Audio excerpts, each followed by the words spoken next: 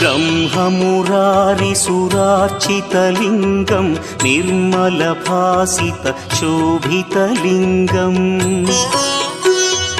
जन्मज दुःखविनाशकलिङ्गं तत्प्रणमामि सदा शिवलिङ्गम्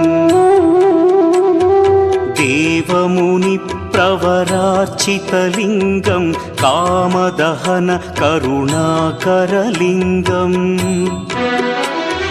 रावणदर्पविनाशकलिङ्गं तत्प्रणमामि सदा शिवलिङ्गम्